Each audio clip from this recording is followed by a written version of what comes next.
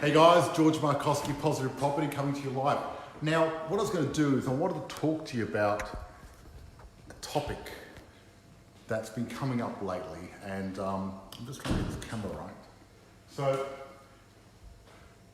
get rich quick mentality. I'm going to be talking about that tonight. I'm going to have a bit of a rant because I'm feeling very passionate about this. So, I've really had enough of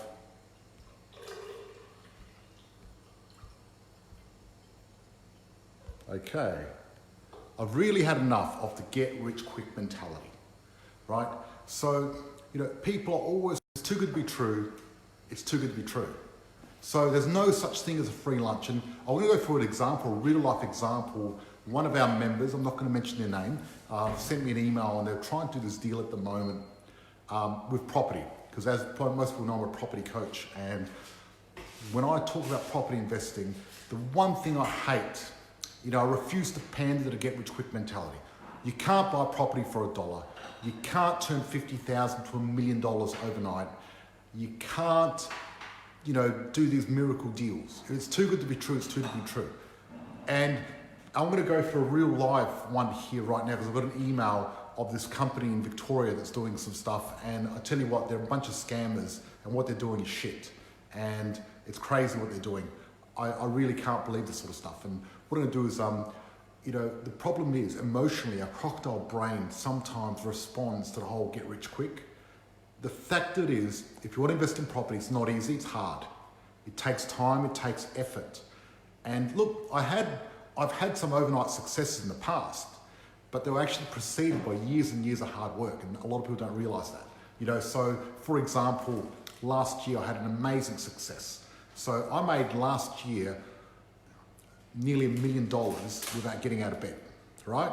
And everyone's saying, wow, George, you did $1 million without getting out of bed, how awesome. Yes, but it didn't happen overnight. I built an empire and built my assets to get there, right? And that's what compounding interest is all about. See, if someone gave you, said, here, I'll give you 10 million, or I'll give you 1 cent doubled every day for 30 days, what would you prefer? What would you take? Would you take the 10 million? Would you take the 1 cent? I'll tell you what, I'd take the 1 cent, because compounding interest is the one thing that Einstein said is one of the miracles of numbers. And really, 1 cent doubled every day for 30 days is $1 billion. So what a lot of people don't realize when you're investing in property, when you start out really slow, because compounding interest starts out slow and you don't see anything happening. And then slowly you start making a little bit more. It starts going up. And we've got clients where, you've made 40 grand your first year, or maybe nothing. Then your second year, it doubles and then it goes up. But compounding interest is amazing, because once you get to a certain level and you've got lots of properties out there, they grow, and then you just go up really fast. Because if you've got lots of boats and the tide goes up, the tide pushes all the boats up at once. But if you've only got one boat and the tide goes up, only one boat goes up. That's why you want many boats all scattered around the wharf or whatever they are in the water. So this client, I'll show you this video in email. So there's an email here from a company, and this is a typical example of the whole get rich quick. And it says turn $50,000 to $1 million, right? And one of our members sent me this email so I could have a look and see what they should do, because they thought it's a really good deal. And I'm going to send them this video, because instead of telling them, giving me advice, I'd rather teach everyone and show them. But no, it's not a good deal. It's a shit deal, because it's too good to be true. So rule number one, if it's too good to be true, it's not a good deal. If it's too good to be true, it's not a good deal. Deals don't happen that way, right? Property takes time. See, property doubles every 7, 10, 12 years, right? So that's how long it takes. And they don't double overnight. Now, every now and again, you can buy a property and it goes quicker. So for example, I actually bought a property in Perth over the phone, and I paid $220 for it. And I was lucky, because within 2 years, it went up to 500. So it doubled, but it still took 2 years, and I turned 220 to 500. So I didn't turn 50 to $1 million, you know what I mean? So those numbers are pretty crazy. Can you turn $50,000 to $1 million? Yes, you can, but it takes time. So we had one of our members who started with zero deposit. He's nearly controlling now $1 million worth of real estate. He's got $200,000 worth of equity and probably about $50,000 in his offset account. Now, he's done very well out of that, but it's taken him 2 years to get there, right? He didn't get to $1 million overnight. It took him a while, right? And he doesn't own $1 million worth of property, but he controls it. And controlling it's part of the deal, because if you control $1 million worth of property, in 7 to 10 to 12 years, you'll have $1 million equity. That's roughly what it is. So this email here, right, let's have a look here. So what they're doing is they're doing some retirement village. It's called land banking. And the one thing I don't like about land banking is one of those things where you buy land and you sit there and do nothing with it and wait around, right? And there's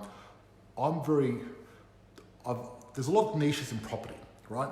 From land and doing nothing to one-bedroom apartments, Airbnb, where it's quite a lot of input.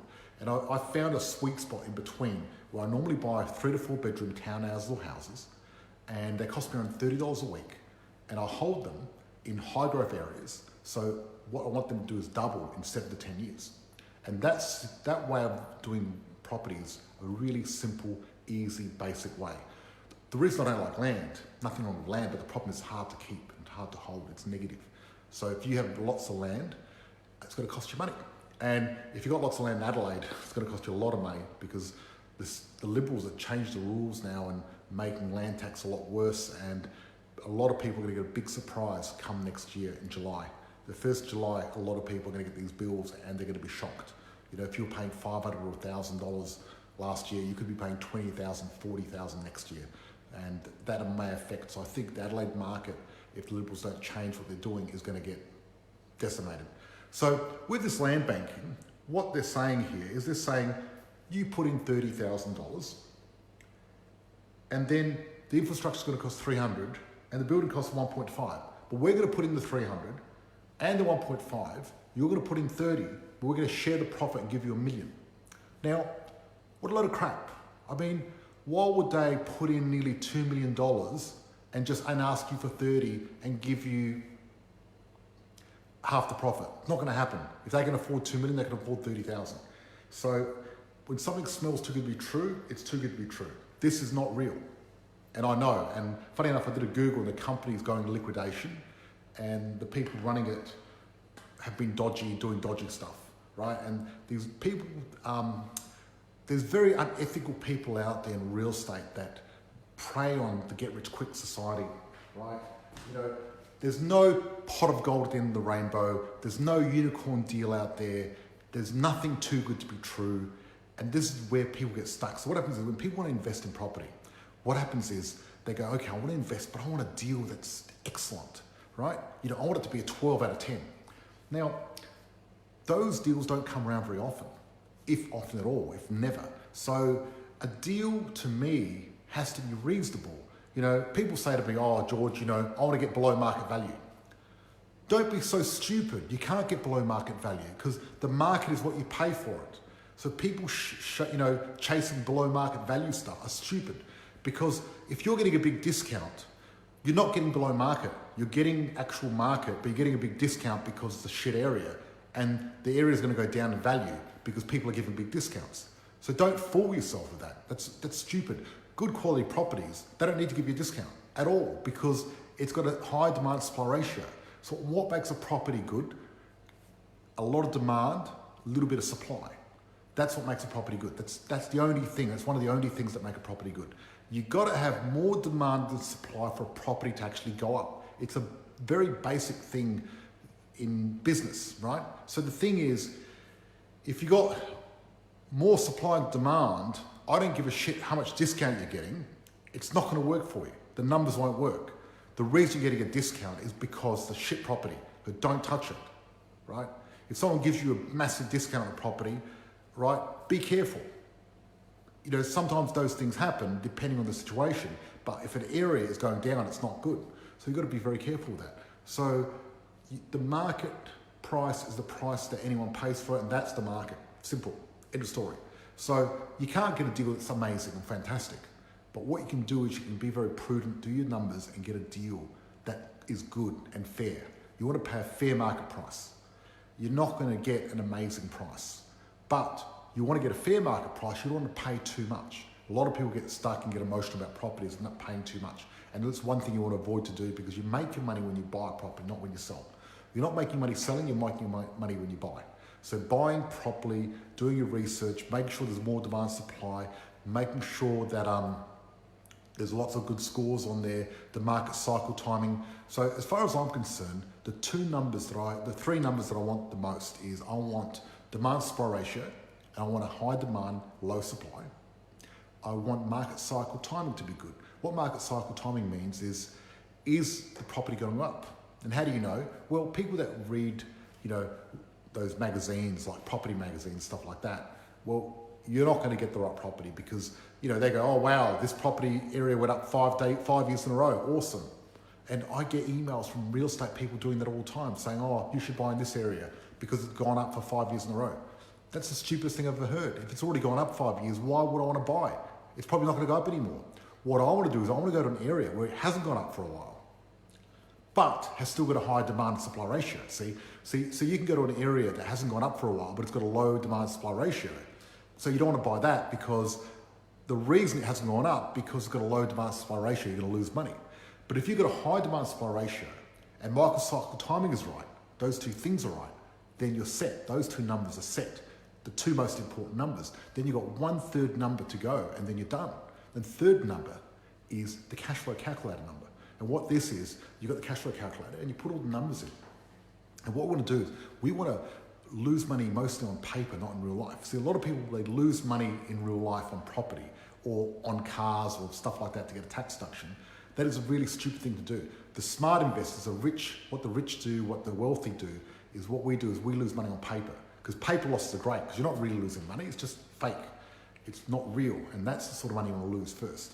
So then what I do is do the cash flow calculator. So I've got a high demand supply ratio, the market cycle timing's right, and then my cash flow calculator tells me it's less than $30 a week. That gives me those 3 ticks. You got those 3 ticks, you're in. Because when you got those 3 ticks, you know what that means? You've got your strategy right, you got your cash flow right, and you've got your growth right. And they're the 3 pillars. And when you got those 3 pillars, that keeps you safe in any market. See, so many people lost money during the GFC because they didn't have the 3 pillars. They were trying to get rich quick and they didn't understand the numbers. They lost money. Lots of people did. My properties didn't get touched during the GFC, and some of them actually went up in value because I had those 3 pillars there. And that's part of the reason you want those 3 pillars to protect you. And the other thing you want to do is don't buy emotionally and do not fall for this make $1 million overnight, unicorn, pot of gold at the end of the rainbow, because it doesn't exist. It's not there. You know what I mean?